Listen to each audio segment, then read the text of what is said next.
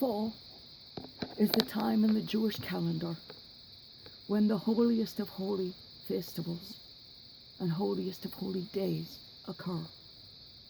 Thus, during this month of August and next month in September, I will review for you a number of rituals of our brothers and sisters, the Jews, and how they relate to us, Christians.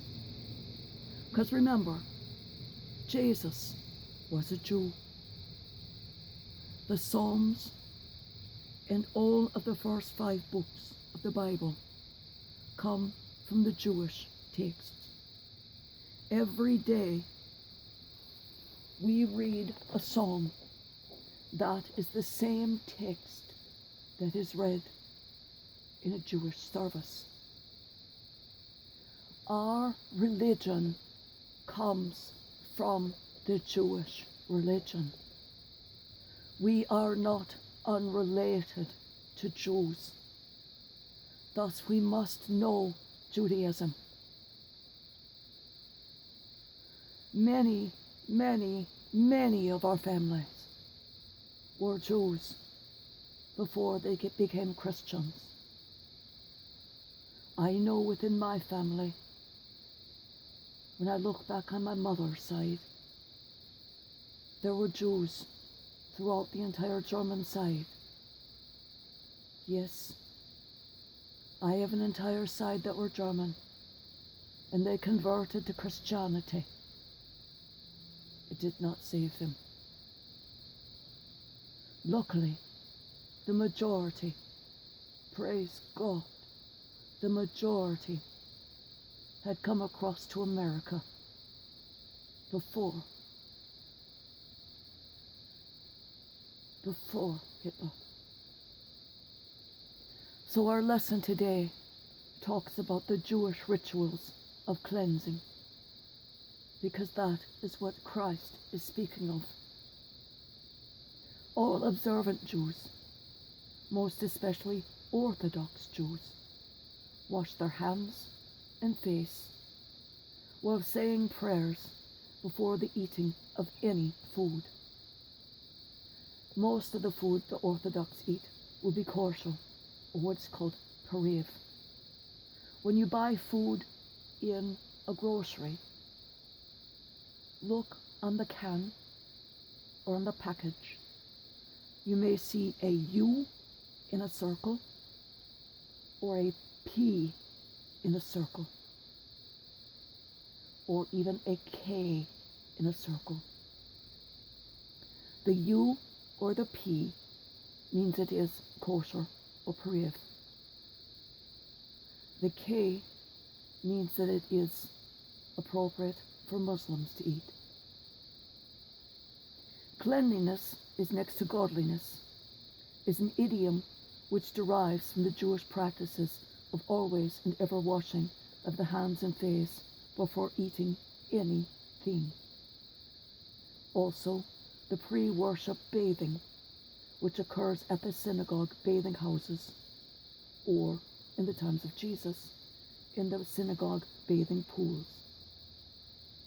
If you look on the map of the temple, the second temple, you will see there were pools, and you'll even hear Jesus instruct the lepers, "Go wash yourself in the manner prescribed by Moses, and the priests will know what has happened."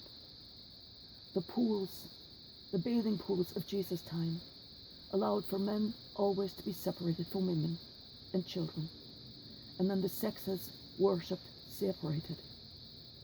The men are in the center of the synagogue, while the women and children old enough to attend the prayer are off to one side.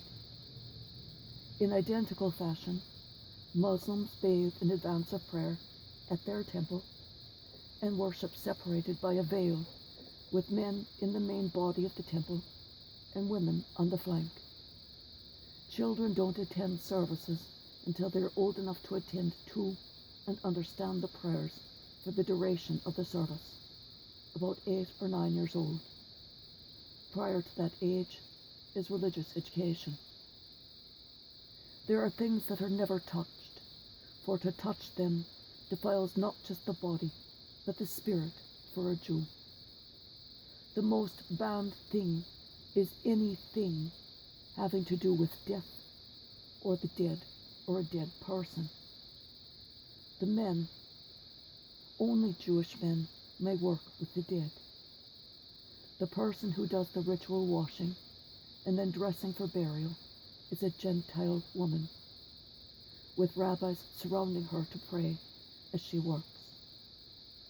This act of washing the body is far too intimate for any Jewish woman to do, and it being done to a dead body makes every touch, every movement of the body a defilement of the person doing the act.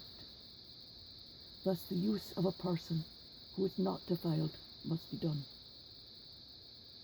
Jesus notes, "It is not what enters one's mouth that defiles the man, but what comes out of the mouth is what defiles one." He has previously noted in all of the Gospels that it is not what enters the body that defiles it, but what leaves it. At that time, some deliberately determined to misunderstand his reference to leaving as to refer to the post-process of digestion. So here, as he spoke directly to whom his message was intended on the first occasion, he spoke very concisely and clearly. It isn't the food going in, but the crap which you speak that causes defilement. Of that my disciples have no worries of defilement, for they listen to you not, and they have no such sinful horrors emitting of their bodies. That the Pharisees and chief priests took offense was the intent. They are the blind guides of the blind. If a blind man leads a blind man, both will fall into a pit. The pit, in this case, being Gehenna. When the unseen lead those who wish to remain unseen, they together will fall into Gehenna. For they have no true wish of God, nor do they wish to ever gain from his instruction or lessons. You must learn from this lesson.